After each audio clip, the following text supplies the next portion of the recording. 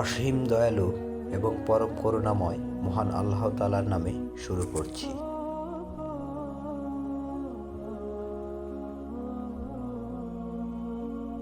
পবিত্র আল কোরআনের একটি সূরার আয়াতে আল্লাহ তাআলা সূরা ফাতিহা সম্পর্কে বলেছেন, একটি সূরা রয়েছে যেটি তোমরা বারবার নামাজের মধ্যে তেলাওয়াত করো।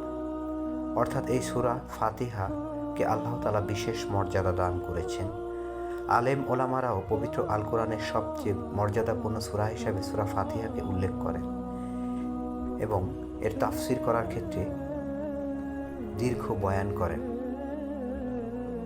একজন মুসলমান হিসাবে আমরাও নামাজের মধ্যে সূরা ফাতিহা আবশ্যিকভাবে তেলাওয়াত করি, কিন্তু একজন সাধারণ মুসলমান হিসাবে আপনি কি কখনো সূরা ফাতিহা নিয়ে ভেবেছেন?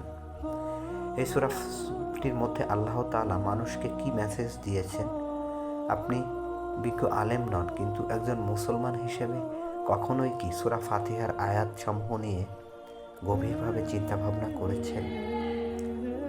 যারা করেছেন আমি জানি তারা অনেক গভীর উপলব্ধি করতে সক্ষম হয়েছে, কিন্তু যারা কখনো করেননি তাদের জন্যই আমি বলছি, একটু সময় নিন আপনার হাতে, এরপর গভীরভাবে এর প্রত্যেকটি আয়াত নিয়ে ভাবো।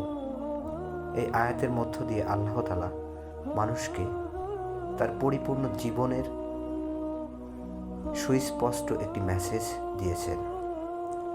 আল্লাহ তাআলা তার নিজের অসীম সত্তা, তার সীমাহীন ক্ষমতা, অপরিসীম মহিমা বর্ণনা করেছেন এবং তিনি জানিয়ে দিয়েছেন সকল প্রশংসার একমাত্র মালিক তিনি, এবং তিনি এই পৃথিবী সহ মহাবিশ্বের একমাত্র প্রতিপালক।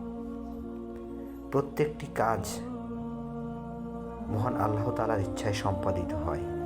ব্যক্তিগত পর্যায় থেকে শুরু করে সুবিশাল মহাজগতের প্রতিটি বিষয়ের কর্মবিধায়ক হিসাবে মহান আল্লাহ তাআলা নিজেই যথেষ্ট এবং সকল প্রশংসার দাবিদার একমাত্র তিনি, এবং প্রত্যেকটি সৃষ্টির পরিপূর্ণ আনুগত্যের অধিকারীও তিনি মহান আল্লাহ তাআলা।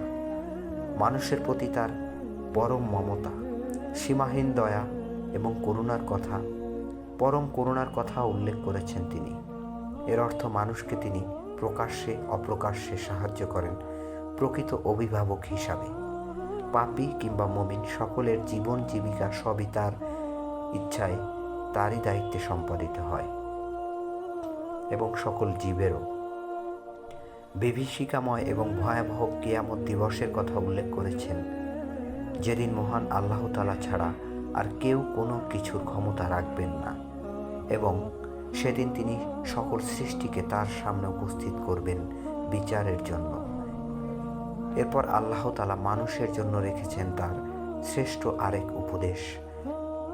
মানুষ যেন সৃষ্টি হিসাবে তার স্রষ্টা অর্থাৎ একমাত্র আল্লাহ তাআলার ইবাদত করেন এবং সকল বিষয়ে আল্লাহ তাআলার কাছে সাহায্য প্রার্থনা করেন। অর্থাৎ যেই আল্লাহ তাআলার ইবাদত করবে তার স্রষ্টা হিসাবে এবং তারই কাছে সাহায্য প্রার্থনা করবে, আল্লাহ তাআলা তাকে সাহায্য করবেন, এবং আল্লাহ তাআলাই প্রকৃতপক্ষে প্রত্যক্ষ পরোক্ষভাবে মানুষকে সব সময় সাহায্য করেন। এরপর আল্লাহ তাআলা তার কাছে সহজ সরল পথ প্রাপ্তির জন্য আবেদনের কথাও বলেছেন, কারণ সহজ সরল পথ প্রাপ্তি একমাত্র আল্লাহ তাআলারই কাছে, এবং পথভ্রষ্ট এবং সীমালঙ্ঘনকারীদের অন্তর্ভুক্ত না হওয়ার জন্য বিনয়ী হয়ে আল্লাহ তাআলার কাছে আশ্রয় চাওয়ার কথা বলা হয়েছে। যারা বাস্তববাদী তারা এই আয়াতকে খুব সাধারণ আয়াত হিসাবে দেখতে পারেন, কারণ তারা বাস্তববাদী এবং কার্যকরণে বিশ্বাসী। কিন্তু গভীরভাবে আপনি যখন খেয়াল করবেন, আল্লাহ তাআলা মানুষের অন্তরসমূহের পরিচালক এবং জ্ঞান প্রজ্ঞা প্রদানের একমাত্র অধিকারী। তাই আপনি দুনিয়াবি যে কোনো কাজের সফলতা, আপনার সৌন্দর্য, আপনার অর্জন, তা ব্যক্তিগত কিংবা সমষ্টি পর্যায়ে যাই হোক না কেন, এর পেছনে রয়েছে মানুষের জ্ঞান, মেধা বা প্রজ্ঞা, আর এর প্রকৃত মালিক মহান রাব্বুল আলামিন। আর এ কারণেই সকল প্রশংসা একমাত্র আল্লাহ তাআলার জন্য। যেমনি মানুষের সহজ সরল পথ প্রাপ্তিও একমাত্র আল্লাহ তাআলার ইচ্ছাধীন।